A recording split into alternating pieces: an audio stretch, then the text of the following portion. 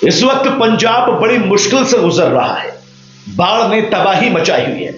चारों तरफ से लोग पंजाब की मदद के लिए निकले हैं और ऐसी ही एक महिला 80 साल की, जो कि मेवात से निकलकर सामने आई, उसने ऐसी मिसाल पेश की जो इंसानियत को ऊपर लेके चली गई।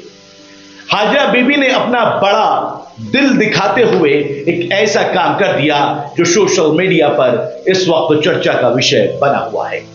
80 साल की इस बुजुर्ग महिला का जज्बा और जोश और कुर्बानी देखकर लोग इबरत हासिल कर रहे हैं और आगे आ रहे हैं। नमस्कार, मेरा नाम अफी हिंदुस्तानी है और आप बेबाक आवाज टीवी देख रहे हैं। आपको ऐसी कहानी बताने की कोशिश करता हूं जो शायद आपको भी कुछ सोचने पर मजबूर कर दे। मेवात के अंदर एक 80 साल की बुजुर्ग महिला है जिसका नाम है हाजरा बीबी। उन्होंने अपने बड़े दिल से इंसानियत की ऐसी मिसाल पेश की जो हर किसी के दिल को अब छू रही है। उम्र के इस पड़ाव में जहां लोग खुद की जरूरतों में उलझे रहते हैं, हाजरा बीबी ने अपने कानों के सोने के झुमके और गले की माला तक बेच दी ताकि पंजाब के बाढ़ पीड़ितों के लिए कुछ उम्मीद की किरण जाग सके। उनके चेहरे की झुर्रियों में जिंदगी की तमाम कहानियां छुपी थी, लेकिन आंखों में एक अटूट जज्बा दूसरे के दर्द को अपना समझने का। और जब पंजाब में बाढ़ ने हजारों परिवारों को बेघर कर दिया, तब हाजरा बीबी का दिल पसीज गया। अपनी छोटी सी झोपड़ी में बैठकर उन्होंने फैसला लिया कि वो चुप नहीं रहेंगी।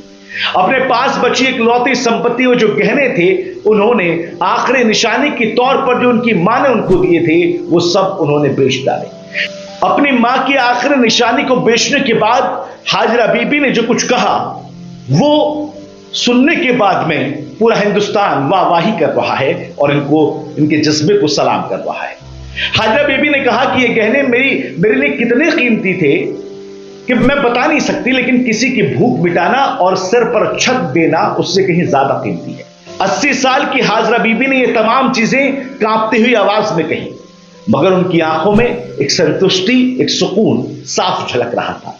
उनके इस बलिदान ने न सिर्फ बाढ़ पीड़ितों को सहारा दिया, बल्कि यह भी दिखा दिया कि इंसानियत का जज्बा उम्र, धर्म या हालात का मोहताज नहीं होता।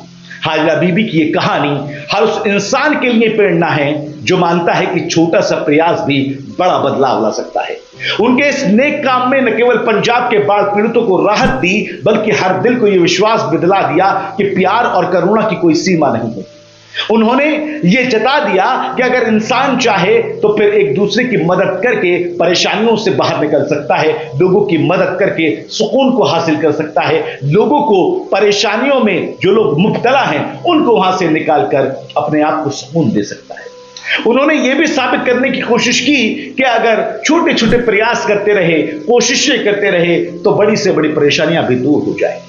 आज पंजाब के अंदर जो हालात हैं, वो हालात किसी से छुपे नहीं हैं, लेकिन ऐसे वक्त पर लोगों का मदद पहुंचाना और उन लोगों के बीच में से 80 साल की एक बुजुर्ग महिला हाजरा बीबी का निकल कर आना और उन गहनों को बेच देना जो उनके पास में उनकी मां की आखिरी निशानी थी। उम्र के इस पड़ाव पर जहां मौत कब दस्तक दे दे उनको भी नहीं पता, जो अपनी मां की निशानी को अपने पास रखना चाहती थी, जो अपनी मां की निशानी को अपने कलेजे से लगा कर रखना चाहती थी, लेकिन हाजरा बीबी ने कहा कि ये तमाम चीजें छोटी पड़ जाती हैं जब किसी के सर पर मेरे दिए हुए इन पैसों से या जेवर बेच के जो मैंने पैसे दिए हैं उनसे अगर छत आ जाए, किसी भूखे को अगर रोटी मिल जाए, किसी बेसहारे को अगर सहारा मिल जाए। हाजरा बीबी की यह कहानी सोशल मीडिया पर वायरल हो रही है। इससे इबरत हासिल करनी चाहिए, इससे जज्बा आना चाहिए। और फिर हम तो यही कहेंगे कि जिस तरह से पंजाब में हालात हैं, उन हालातों के बीच में अगर 80 साल का जज्बा ऐसा हो सकता है, तो फिर नौजवान जज्बा कैसा होगा, थोड़ा सोच के देखिए।